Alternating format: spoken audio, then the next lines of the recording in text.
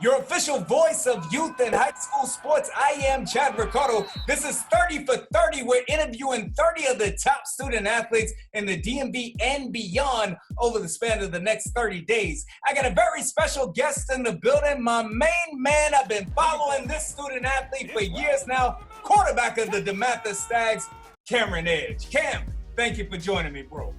No problem. Thank you for having me on.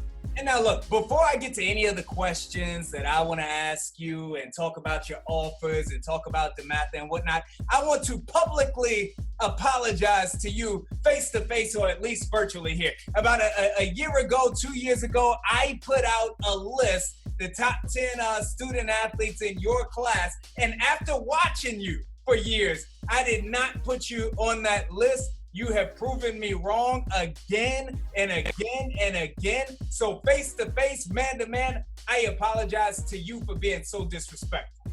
Thank you. Now, let's get to this recruiting trail. As I look at your offseason here, it's been major. You picked up offers from West Virginia, picked up offers from Kentucky, from Virginia Tech, all up and down the East Coast. What have you enjoyed about the recruiting process thus far? And what moment kind of told you, yo, I'm on my way here? No, the best thing about it, just like build a relationship with coaches. Like you kind of like, each coach has a different background. So like you learn about them and like how they coach and like how they change, how one varies from the other and stuff like that. You know, and that's just what I like about it the most, honestly. The moment it really hit me that it was like kind of like go up is when I got on the phone with Coach Orgeron from LSU, and he offered me like back in January. That's when I kind of knew things were going to get kind of crazy from there. Look, when you're on the line with Coach O, look, could you understand every word that he said? That's what the people at home want to know. Did you understand every word he was saying? I understood it, but I was laughing the whole time. Yeah, it was definitely like it kind of woke me up. I was kind of shocked. That's amazing, brother. A national championship for any other lay casual fans out there. That's national championship winning Coach O right there. So this has obviously been a very odd offseason for everybody. Very difficult, very challenging, not only for student athletes, but everybody in the country, everybody in the world with the pandemic. What has the coronavirus quarantine been like for you? What has been the largest challenges and how have you overcome them?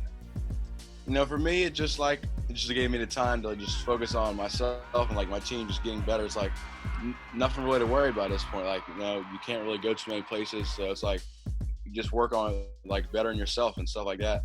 I mean, we can't go to like camps and like 7-on-7. So that hurts us as like a team, but we get it done in other ways. So, I mean, I think as a team, we've been doing pretty good. Speaking of getting it done, last year, again, as a freshman at DEMATHA, you end up getting thrust into game time action, which was big enough, but over the span of the year, you played so well that you became the starter of a storied program such as DEMATHA. I don't know how many times that's happened in the history. Maybe you've looked that up, but what did it say about you for you to be able to become a starter at DEMATHA as a freshman, and what's next for you and for this team? I think he just said like I didn't give up. You know, I'm from Delaware, and it's like not playing for most of the year was hard. Like going home, like being away from my parents for like weeks at a time. It was times like you wanted to give up, but it's like I just kept telling myself to keep going and like just keep working, and it came through. But I think for the next couple of years, like I think we end up going another one of those three-peats like we did with Bo English, and that's the goal, you know. So we're just working towards that. We got to start with the first one, though. Look, I can't help but to smile. Bo English, you probably don't know this, but Bo, that's my guy. Bo used to be our logo of the Ricardo Report because I loved Bo for the leader that he was, for the intangibles that he brought to the table. That was a team full of stars, and Bo probably at his height was a 3-star student athlete, but he led those teams undoubtedly. Have you ever watched any of Bo's tape? Are you familiar with his game? Yeah, I've watched him. He came to one of our workouts. You know, I talked to him a little bit. He's been on Zoom meetings with us as well. And I've seen all his high school tape from sophomore year and on. He is an amazing student athlete and an even greater young man. I cannot wait to see you follow in those exact footsteps with a few more offers. But that's just because he was short, man. That's all that was. I'll get you out of here on this, bro. So I posted the other day, MaxPreps came out with their way too early rankings. And right now in the state of Maryland, they have DEMATHA at 7, which is flawed in and of itself because they can't figure out that Gonzaga and St. John's that those are in DC. But even that said, as a Stag quarterback, how do you feel about DEMATHA being ranked number 7 behind St. John's, behind Gonzaga, behind St. Francis, and behind a host of other schools in the Max, not the NBC ranking, but in the MaxPreps rankings? You know, I mean, I don't get called in too much.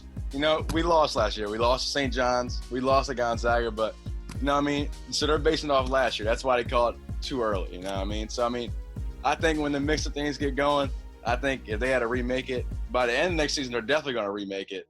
But in the middle of the year, they'll see that that was definitely wrong in a lot of ways. That game, you went back and forth, dueling back and forth with Caleb Williams in Gonzaga. The final play, the 2-point conversion, was there pass interference on that play? Yes, sir. But it's over now, so it is what it is.